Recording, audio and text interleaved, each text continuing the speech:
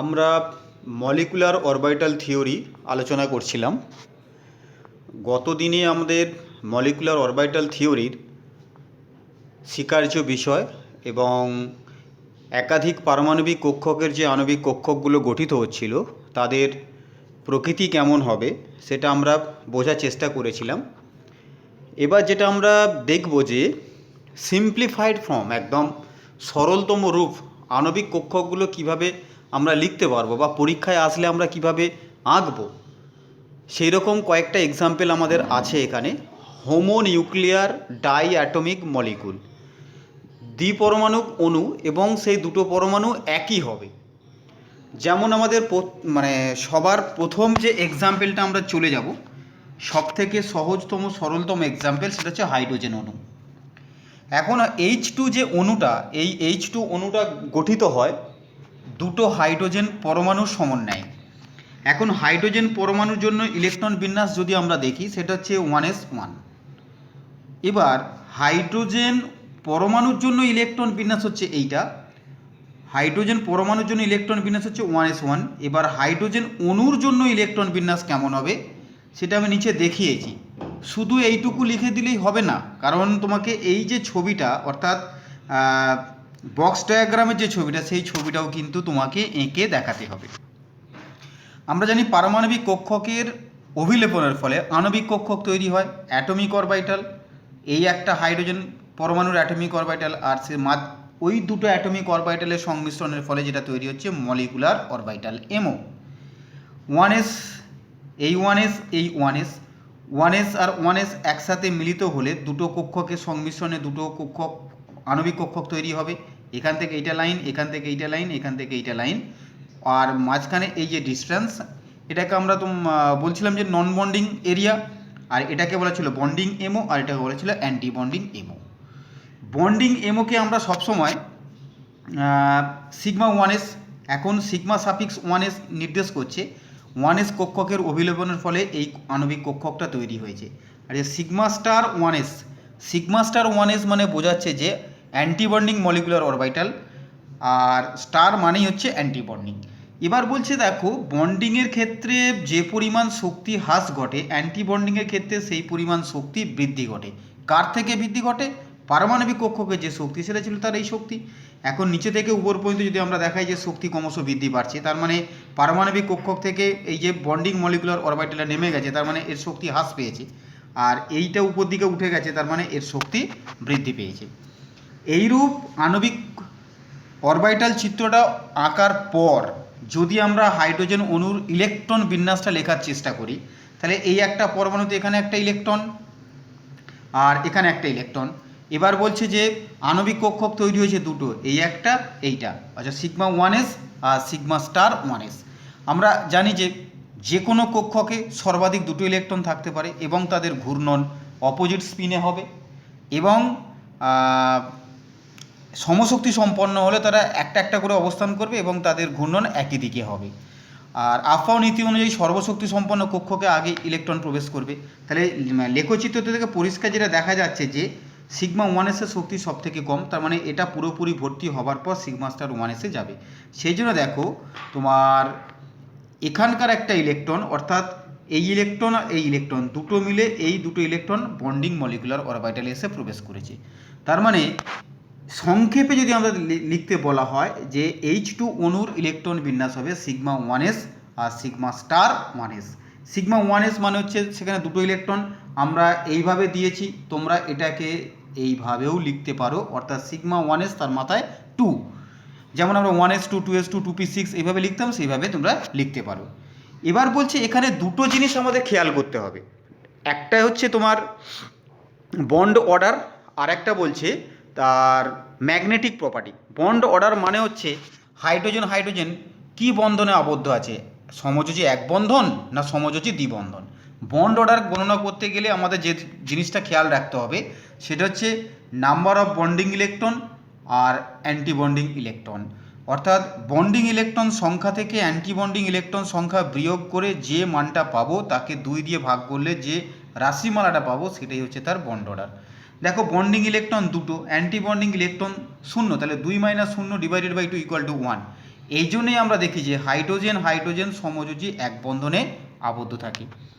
আর আমরা আগেই পড়েছি কোনো একটা যৌগ ডায়াম্যাগনেটিক হবে না প্যারাম্যাগনেটিক হবে সেটা পুরোপুরি নির্ভর করছে ওই যৌগ বা অণুটাতে নিঃসঙ্গ ইলেকট্রন আছে কি নেই। যদি এক বা একাধিক নিঃসঙ্গ ইলেকট্রন থাকে তাহলে সেটাকে আমরা বলবো প্যারাম্যাগনেটিক, আর যদি একটাও নিঃসঙ্গ ইলেকট্রন না থাকে সেটাকে আমরা বলবো ডায়াম্যাগনেটিক। এখানে দেখ ইলেকট্রন নিবি না, সিগমা 1s তার মাথায় 2, দুটোই একদম জোড়বদ্ধ হয়ে আছে, তাই এটাকে আমরা বলতে পারি ডায়াম্যাগনেটিক। অর্থাৎ ডায়াম্যাগনেটিক মানে হচ্ছে চুম্বক দ্বারা বিকর্ষিত হবে, আর প্যারাম্যাগনেটিক মানে হচ্ছিল চুম্বক দ্বারা আকর্ষিত হবে। ঠিক একইভাবে দেখো H2 অণুর ক্যাটায়নের ক্ষেত্রে যদি আমরা এমও ডায়াগ্রামটা আঁকি, তাহলে H2 অণু যখন বলেছে তার এমও ডায়াগ্রাম চোখ কান বুঝে এইটা আমরা এঁকে দেবো। এবার H2 প্লাস মানে এখানে বোঝাচ্ছে যে একটা ইলেকট্রন বেরিয়ে গেছে। H2 প্লাস মানে দেখো 1 প্লাস 0, তার মানে একটা দুটো হাইড্রোজেন পরমাণুর জন্য দুটো ইলেকট্রন হওয়ার কথা, তাহলে একটা বেরিয়ে গেছে মানে মোট ইলেকট্রন সংখ্যা হচ্ছে 1। এবার যদি তার আমরা ইলেকট্রন বিন্যাসটা লিখি ওই ডায়াগ্রামটা আঁকার পর sigma 1s sigma star 1s, sigma 1s তাহলে একটা ইলেকট্রন বসে গেল। ওই একটা ইলেকট্রন থেকে যদি আমরা অ্যান্টিবন্ডিংয়ে কোনো ইলেকট্রন নেই তাহলে 1 মাইনাস 0/2 ইকুয়াল টু 0.5। অর্থাৎ H2 প্লাস অণুর ক্ষেত্রে পুরোপুরি বন্ধন নেই, আংশিক এক বন্ধন অবস্থান করে। অর্থাৎ H2 প্লাস অণুর অস্তিত্ব খুব সামান্য পরিমাণে হলেও কিন্তু আমরা লক্ষ্য করতে পারি। এখানে কিন্তু আর এটাকে ডায়াম্যাগনেটিক বলা যাবে না, কারণ একটা ইলেকট্রন সেটাই আনপেয়ার্ড অবস্থায় পড়ে আছে, তাই এটাকে বলা হবে প্যারাম্যাগনেটিক। ঠিক একইভাবে H2 মাইনাস মানে কি একটা ইলেকট্রন অতিরিক্ত এখানে অ্যাড হয়ে আছে, তাহলে এর বন্ড অর্ডার এবং চুম্বক ধর্ম গণনা করতে বলা হয়েছে। তাহলে এর ক্ষেত্রে যদি আমরা ইলেকট্রন বিন্যাসটা লেখার চেষ্টা করি তাহলে এটা হয়ে যাবে সিগমা 1s আর সেটা হবে sigma star 1s। Sigma 1s এ দুটো ইলেকট্রন থাকবে, সিগমা স্টারে একটা থাকবে, কারণ টোটাল তিনটে ইলেকট্রন, দুটো হাইড্রোজেনের জন্য একটা প্লাস একটা আর মাইনাস চার্জের জন্য একটা। এবার এখানে দেখো বন্ড অর্ডার কত হচ্ছে, তাহলে দুটো ইলেকট্রন বন্ডিংয়ের মধ্যে আছে আর অ্যান্টি বন্ডিংয়ে আছে একটা, তাহলে 2 মাইনাস 1/2 অর্থাৎ 1/2 ইকুয়াল টু 0.5। অর্থাৎ H2 মাইনাস এখানেও কিন্তু আংশিক এক বন্ধন আছে। এবার আমরা চলে যাব হিলিয়াম অণু। এই হিলিয়াম অণুর একবার কিন্তু আমাদের পরীক্ষা এসছে, H2 অণুর অস্তিত্ব আছে কিন্তু হিলিয়াম He2 অণুর অস্তিত্ব নেই কেন, এমো তত্ত্বের সাহায্যে ব্যাখ্যা করো। তাহলে দুটো ক্ষেত্রেই তার আগে এমো ডায়াগ্রাম এরকম বক্স ডায়াগ্রামটা তোমাকে দেখাতে হবে। হাইড্রোজেনের জন্যও দেখাবো, ঠিক তার পাশে তোমার হিলিয়ামের জন্যও দেখাবো। হাইড্রোজেন এবং হিলিয়ামের দুটোরই বক্স ডায়াগ্রাম একদম হুবহু সেম, কারণ তাদের ইলেকট্রন বিন্যাস হচ্ছে 1s। একটা হিলিয়ামের জন্য 1s আর একটা হিলিয়ামের জন্য 1s, দুটো সংমিশ্রণে তোমার যে আণবিক কক্ষকটা তৈরি হবে সেই আণবিক কক্ষকে দেখো এখানে ইলেকট্রনটা নিচে দিতে ভুলে গেছি, তোমরা দিয়ে নেবে।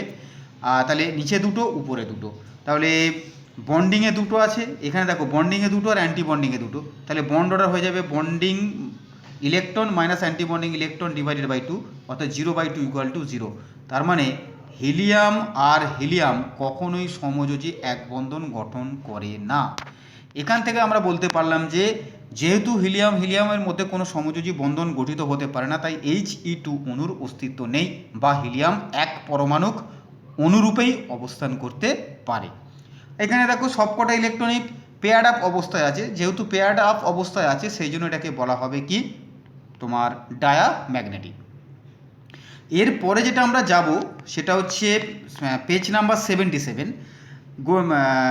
হিলিয়াম অণু গঠিত হতে পারে না। দেখো He2 অণু গঠিত হতে পারে না। He2 পরমাণু দুটি সমযোজী এক বন্ধনের মাধ্যমে আবদ্ধ হয়ে He2 অণু গঠন করতে পারে না। এইখানে একটা না কথাটা হবে, ওটা মিস্টেক হয়েছে, আমি কারেকশান করে তোমাদের বলে দিচ্ছি।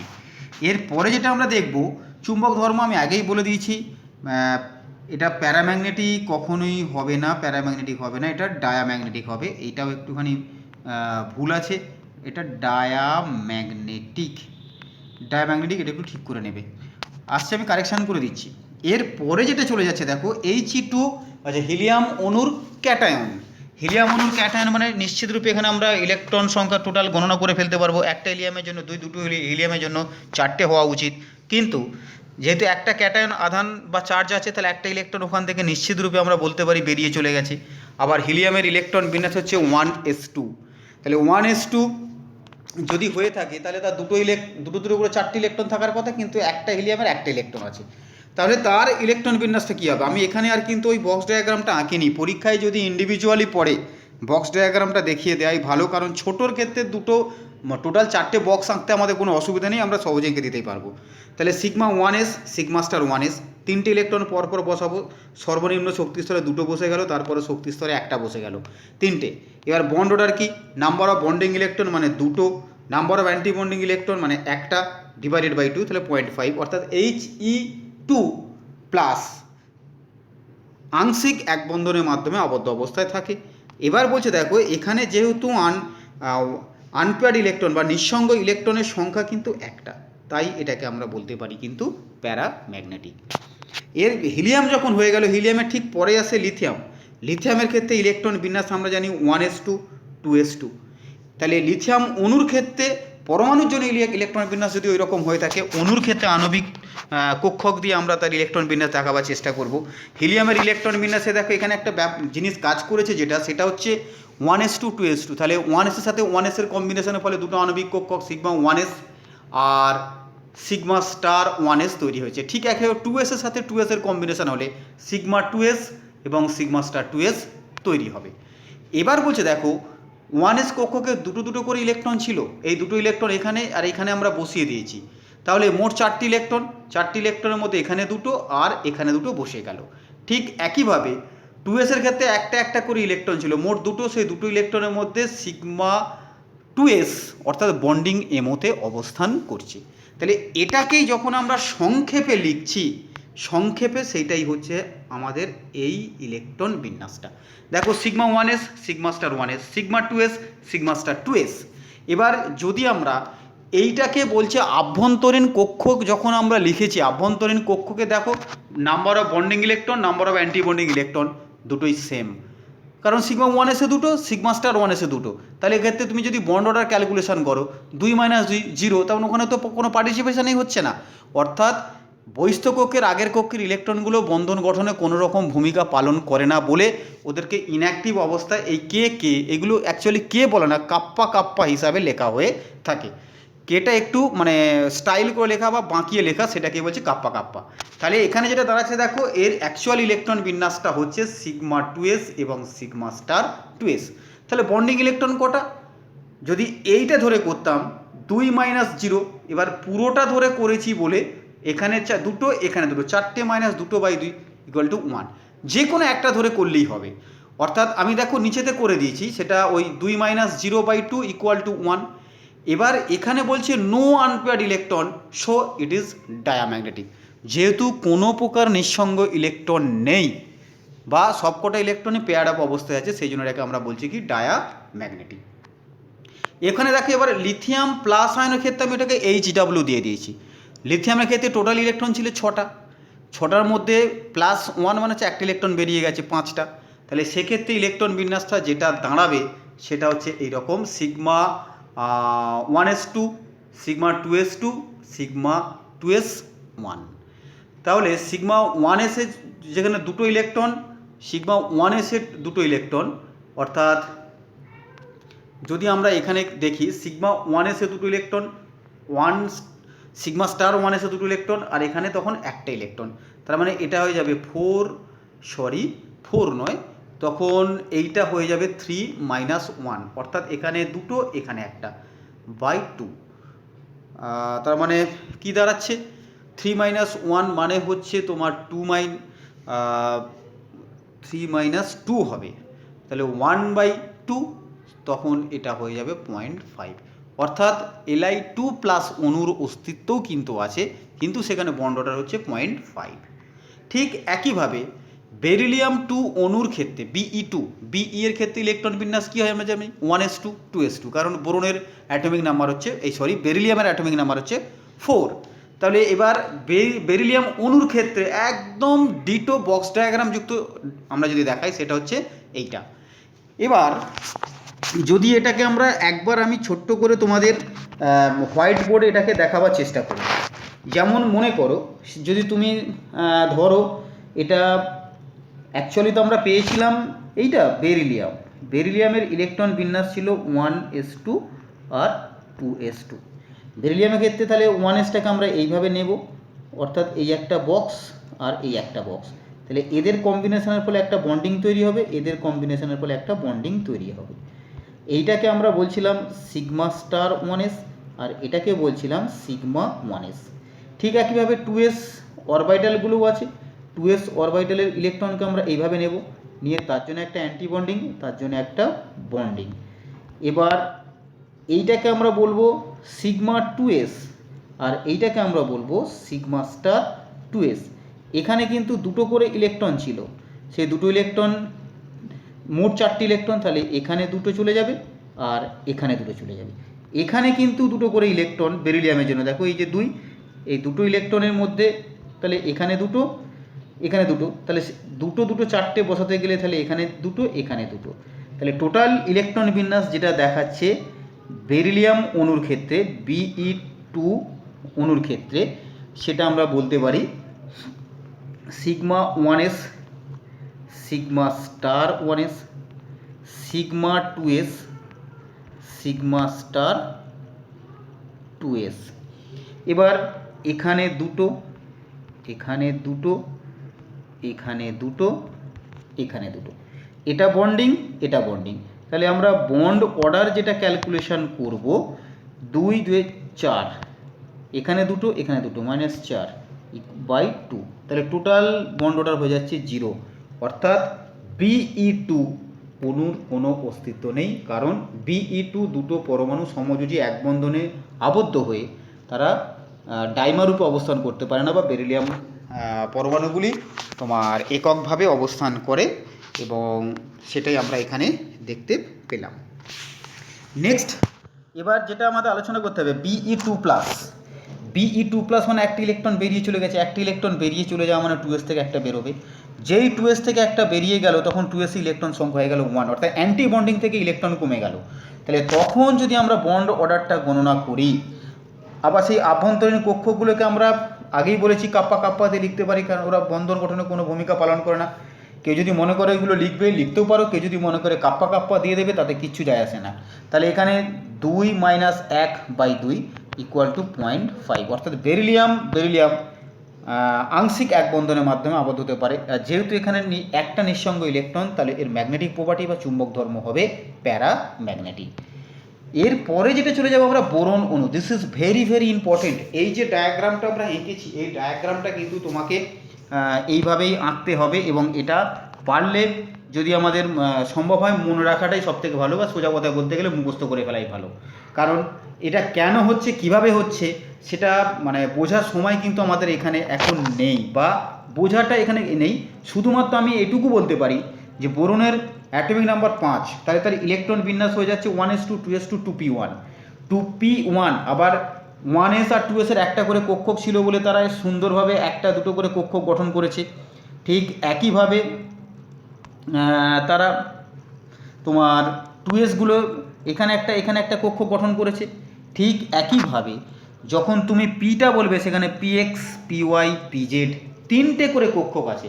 এবার তিনটে করে কক্ষক কিন্তু একে অপরের সাথে কম্বিনেশনে যেতে পারবে, তাহলে একে অপরের সাথে কম্বিনেশনে যখন যাবে তারা মোট 6টা কক্ষক তৈরি করবে, এবং এটা মানে এমও তত্ত্বের ক্ষেত্রে ধরে নেওয়া হয়েছিল যে জেড অক্ষকটা তারা তোমার আন্তঃনিউক্লীয় অক্ষ হিসাবে ধরা হয়ে থাকে। ব্যাপারটাকে আমরা একটুখানি হোয়াইট বোর্ডে বোঝার চেষ্টা করব। হোয়াইট বোর্ডে বোঝার যদি চেষ্টা করি তাহলে জিনিসটা আরেকটু পরিষ্কার হবে। ধরো এই একটা 1s, এই একটা 1s, এই 1s কম্বিনেশনে গেল, গিয়ে তোমার এই একটা কক্ষক এই একটা কক্ষক তৈরি হলো, এটা সিগমা 1s, এটা সিগমা স্টার 1s। কারণ এখানে তোমার এইগুলোও বক্স হিসাবে ছিল, এখানে দুটো ইলেকট্রন এখানে দুটো ইলেকট্রন, তাহলে এখানে দুটো ইলেকট্রন এখানে দুটো ইলেকট্রন, 1s এর কাজটা মিটে গেল। এবার বলছে 2s, এই 2s যেটা আছে তাহলে তারা যখন কম্বিনেশনে যাবে তাহলে তারা এরকম করে একটা করে মোট দুটো কক্ষক তৈরি করবে, সেটা হচ্ছে সিগমা 2s আর এটা হচ্ছে সিগমা স্টার 2s। এখানে দুটো এখানে দুটো, তাহলে এই একটা এখানে দুটো করে ইলেকট্রন প্রবেশ করলো। ঠিক একইভাবে পি কক্ষকে আমরা জানি কক্ষক সংখ্যা হচ্ছে 3টে, তাহলে 3টেকে আমরা এইভাবে ভাবতেই পারি। যদি আমরা এটাকে এইভাবে ভাবি সেটা হচ্ছে তোমার এই জিনিসটা 1 2। এবার যেহেতু জেড অক্ষটা হচ্ছে আন্তঃনিউক্লিয় অক্ষ, তাহলে তারা যখন কম্বিনেশনে যাবে হেড অন কম্বিনেশন হবে, সিগমা হবে। তবে তার আগে পি ওয়াই এবং পি এক্স, সরি এটা পি ওয়াই এবং পি এক্স দুটো হবে না, একটা হবে। অর্থাৎ এই জায়গাটা আমরা একটুখানি যদি ইরেজ করে দিই তাহলে ব্যাপারটা আর একটুখানি পরিষ্কার হবে। ঠিক একইভাবে এইটা হচ্ছে তোমার তিনটে নয় দুটো, তাহলে এটা হচ্ছে পাই টু পি এক্স আর একটা হচ্ছে পাই টু পি ওয়াই, এই দুটো কক্ষক থাকছে। এর ঠিক পরেই থাকে অর্থাৎ পিজেডটা কম্বিনেশানে আসে, পিজেডটা কম্বিনেশানে আসে বলে সিগমা টু পি জেড। তাহলে এখানে দেখো আবার উপরে, তাহলে এইগুলো যদি বন্ডিং হয়ে থাকে ঠিক একইভাবে অ্যান্টি বন্ডিং দুটো কক্ষক তৈরি হবে, সেটাকে আমরা এইভাবে দেখাতে পারবো, অর্থাৎ এইভাবে। সেটা হচ্ছে তোমার পাই star two p x, pi star two p x, আর এটা হবে পাই স্টার টু পি ওয়াই, পাই স্টার টু পি ওয়াই। তাহলে আর একটা যেটা পড়ে থাকছে সেটা হচ্ছে তোমার সিগমা টু পি জেড, নিশ্চিত রূপে এটা হবে সিগমা স্টার। এটাকেই দেখো আমি তোমাদের ছবিতে ছোট্ট করে সুন্দর করে বোঝাবার চেষ্টা করেছি, সেটাই এখানে দেখানো হয়েছে। এখন বোরনের ক্ষেত্রে যেহেতু একটা বোরনের ইলেকট্রন সংখ্যা হচ্ছে 5, তাহলে বি2র ক্ষেত্রে দুটো বোরন, মোট ইলেকট্রন সংখ্যা কত হবে 10। এবার সেই 10টা ইলেকট্রনকে আমরা নিচে থেকে পরপর বসাতে পারি, বা এই দুটো করে পরপর বসাতে পারি। 10টা ইলেকট্রন যদি আমরা বসাতে থাকি তাহলে দেখো পরিষ্কার এখানে যেটা বোঝা যাচ্ছে 2 4 6 8 দুটো চলে গেল। এবার 8টা চলে গেল, বাকি যে দুটো ইলেকট্রন পড়ে থাকছে সেটা পাই টু পি এক্স এবং পাই টু পি ওয়াই কক্ষকে প্রবেশ করবে। এবার যেহেতু এরা সমশক্তি সম্পন্ন বা সার্বিকভাবে সদৃশ্য, তাহলে এখানে ইলেকট্রন একটা একটা করে প্রবেশ করবে এবং তাদের ঘূর্ণন একই দিকে হবে। এর ফলে যে ইলেকট্রন বিন্যাস, সেগুলো বক্স ডায়াগ্রামে এখানে এই এনার্জি ভ্যারিয়েশনটা বা এটা দেওয়া হয়নি, সেটা উপর দিকে একটুখানি দিয়ে নিতে হবে। দেখো বি2র ক্ষেত্রে ইলেকট্রন বিন্যাস দেখো sigma 1s, sigma star 1s, sigma 2s, sigma star 2s, pi two p x, pi equivalent to pi two p y, তারপরে sigma two p z, pi star two p x, pi star two p y এবং sigma star two p z পরপর এইখানে দেখানো হয়েছে। এবার আমরা 10টা electron বসিয়েছি 2 4 6 8 9 10। এবার এর ফলে দেখা যাচ্ছে যে বন্ড অর্ডার যেটা হয়ে গেছে, নাম্বার অফ বন্ডিং ইলেকট্রন 2 4 5টা 6টা বসালাম অ্যান্টি বন্ডিং, এখানে 2 এখানে 2 4 6 - 4/2 = 1। আর যেহেতু দুটো নিঃসঙ্গ ইলেকট্রন বর্তমান, তাই এটাকে বলা হবে প্যারাম্যাগনেটিক। এইভাবে আমরা বোরন তার ডাইমারের সম্ভাবনা সহজেই ব্যাখ্যা করতে পারি, যেখানে বোরনের মানে বি2 অণুর অস্তিত্ব আছে কিন্তু বিই2 অণুর অস্তিত্ব নেই। এমো তত্ত্বের সাহায্যে কিন্তু এটা আমরা ব্যাখ্যা করতে পারি। এরপরে যেটা আমরা চলে যাব সেটা হচ্ছে বি2 অণুর ক্ষেত্রে আমরা এই জিনিসটা পেয়েছিলাম, আভ্যন্তরীণ কক্ষটাকে কাপ্পা কাপ্পা ধরে দেখানো হয়েছিল। তাহলে আভ্যন্তরীণটা চলে গেছে, সেখানেও দেখো 2 3 4 4টে -2, ঠিক একইভাবে এটা দুটো আনপ্যার ইলেকট্রন থাকার জন্য প্যারাম্যাগনেটিক। এরপরে এখানে একটা HW দেওয়া হয়েছে কার্বনের ক্ষেত্রে অ্যাটমিক নাম্বার 6।